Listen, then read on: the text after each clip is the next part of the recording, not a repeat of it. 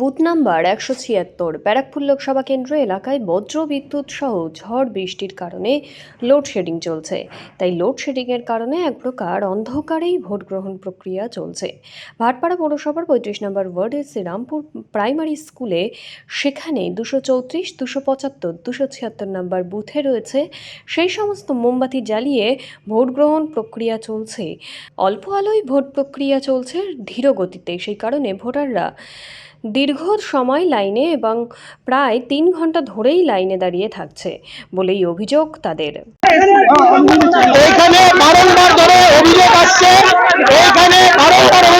বুথদান করা সমস্ত 28 টাকার পাউচার সব মুখে বন্ধ। এখানে সমস্ত এখানে দাঁড়িয়ে অশান্তি করার চেষ্টা করছে। ভোটারদের ভোট চলে যাওয়া হচ্ছে না তৃণমূলের তরফ থেকে, জায়গায় জায়গায় অশান্তি করা হচ্ছে। 16 18 নম্বরের বিভিন্ন জায়গায় এরা এখানে এই জিনিসগুলো করছে।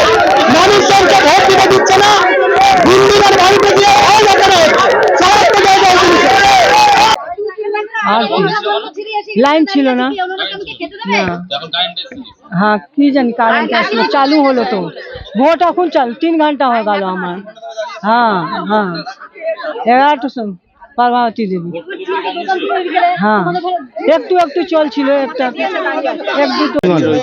কারেন্ট নেই, কোনো কিছু নেই বলছে লাইন অফ করার জন্য ভোট এখন বন্ধ ছিল।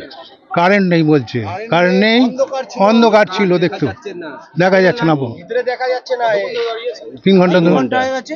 হ্যাঁ 3 ঘন্টা হতে কন্টিনিউ 3 ঘন্টা হয়ে গেছে না, কোনো কিছু হচ্ছে লম্বা বেড়েই যাচ্ছে তো লম্বা।